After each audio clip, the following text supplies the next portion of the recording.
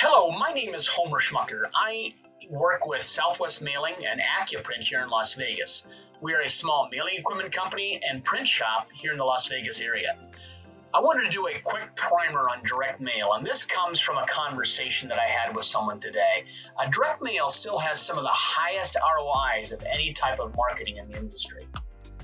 A lot of people are not aware, but direct mail is still effective, and according to the USPS, the Mail Moment report, they found that 56% of all respondents say that receiving mail is a real pleasure. 55% look forward to getting it. 67% believe it's more personal than the internet. 77% of millennials say they pay attention to direct mail ads. Matter of fact, the Shopping Shift says 83% of purchases are influenced by relevant direct mail. Now, there's different types of direct mail. The most basic plan is get out a pen and paper and write a letter. Send a typed letter. Send something in the mail to a specific address. Now, direct mail can be a single piece or it can be 10 million pieces. It's not determined by the quantity. It's determined by the fact that you are sending something specifically to an address. Now, discounts are offered by the USPS. And, basically a forever stamp costs 58 cents. Now, if I'm going to do 10 million pieces at 58 cents a piece, that's a lot of money. Now, if I just get a postage meter, I can drop that rate to 53 cents. There are other options, however. As long as the mail is properly prepared and properly presented, you can get some more and significant discounts. You can DIY or you can outsource it. It's up to you. Let's talk about the two primary ways that there's discounted USPS mail. The first way is first-class commercial mail. Now, the couple of keys are you have to have 500 pieces, it must be properly prepared, it must be presented at the business mail entry unit. I just want to cover a couple of brief things here that the post office talks about in their Postal Explorer. And just a couple of things that are important to know. If you're going to mail something, a bill or a statement of account, that must go first class, priority, or priority mail express. Basically, think of it this way. If I send something that says you owe me money, you need to make a payment, something of that nature, even if it's not required as of the moment that is sent, I must send that first class mail. If I typewrite it or handwrite it, it must go first class mail. If it's computer generated, then I don't have to send it first class mail. And we'll talk about that in just a minute. Now, in order to get a discounted mail piece, in order to get a discounted mail piece, I must prepare it correctly. If I look here though, instead of sending that mail piece out at a first class full rate of 58 cents, if I send it out at commercial rates, basically properly prepared, I can drop that rate significantly. That rate will drop all the way down to 48.5 or 42.6 cents. Now you might say, what's the difference between 48.5 and 42.6 cents? Well, 48.5, I've sent 500 pieces of mail and they've went all over the country. I want them to send them to 500 different zip codes. If I look at the 42.6 cents, I've sent that at least 150 pieces of those 500 pieces to a zip code like 89101. Now, going on back, let's go back to our PowerPoint for a moment here. And pardon me if I stumble a little bit here. Now again, I must properly prepare my mail. It must be 500 pieces, properly prepared, and dropped to the business mail unit. Now, the other class of mail that's frequently talked about is marketing mail. Now, marketing mail is any mail that is not required to be sent by first class, it's not handwritten or typewritten, it's general communications or marketing in nature. Now, let's just go in and take a look real briefly at this. There are a lot of different descriptions about this, but the primary thing is it must be 200 pieces or more, or 50 pounds, and any piece that is not required to be mailed first class is eligible for standard mail. So if I'm sending out a marketing piece telling them about my new store opening, or inviting them to a gala or something of that nature, asking them to buy something from me, I can send that as marketing mail. Now those rates change dramatically.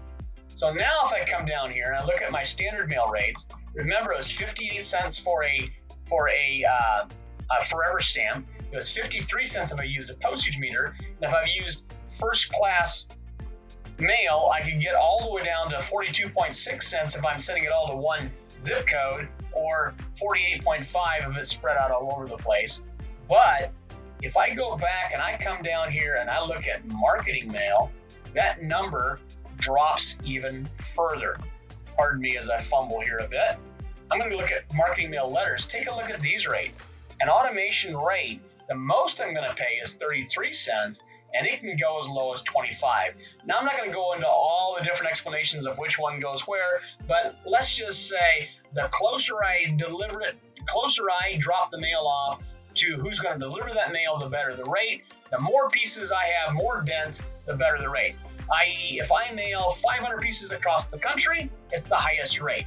If I mail 500 pieces to one carrier is going to deliver all 500 pieces, that's my best rate. So in a nutshell, those are my rates. So bottom line is, take a look at that. I can get all the way down almost for less than half of what a first class stamp costs. So those rates can be pretty significant. Now you say, well, okay, Homer, that's great. What do I have to do to make that happen? Well, bottom line is I have to prepare it properly. It's got to be a minimum of 200 pieces, and I need to present it at the bulk mail entry unit or business mail entry unit. Now, one thing I want to cover that's right up here in the middle is a subclass if you qualify nonprofit. Now, if you follow this link and go to Pub 417, it explains what it takes to become a nonprofit mailer. Now, those rates are significantly less. Take a look at this. So if I qualify as a nonprofit, my mail rates will drop significantly. Look at this, 11.9 cents, 19.9 cents.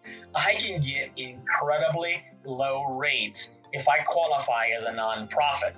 Now again, there's certain qualifications I must meet, and the post office must approve me for those rates. I can't just decide today that I want to get nonprofit rates. I've got to go through the process, get qualified, make sure that my mail qualifies. But now, one thing I want to cover, and one thing that came up today in one of my conversations, is how do you pay for that postage? Well, you know what? There are really three ways to pay for postage. If your mail qualifies for the discount, you can have three payment options. One is the permit box. It's simple, it's fast. You can also use a meter if you'd like. Again, meters are simple and easy. And then the last way you can do it is use what's called a pre-canceled stamp. Now, that means if I've got 200 pieces and I'm doing a standard mail, I can use any of these three options. Any of the three options. I can use a permit box. I can use a meter. I can use a pre-canceled stamp. Any of these options to pay for my postage. Now, I have to have a permit. I have to qualify. There's different things that fall into play here. But I can use any of these options if my mail is qualifying to pay for my postage. And so that means in first class mail, 500 pieces, everything else qualifies. I can use a permit, I can use a meter, I can use a stamp. Standard mail, if it qualifies, I can use a permit, I can use a meter, I can use a stamp. So I have different options to be able to qualify and pay for that postage. Now I could go into a lot more detail. There's so much more to talk about with direct mail, and I'm going to do some more videos and some more explanations of direct mail. I'm hoping this has been helpful. If you'd like to know a little bit more, you can contact me in a number of different ways. I have 2 emails on there. I have my 2 websites on there, as well as 3 different telephone numbers for you to be able to reach me. I'd love to be able to help you out further. If you'd like to call me, I will gladly take your call. Again, thanks a lot for your time. I appreciate you taking a moment to listen and watch this. If you have any further comments, I'd love to hear them. Thank you so much.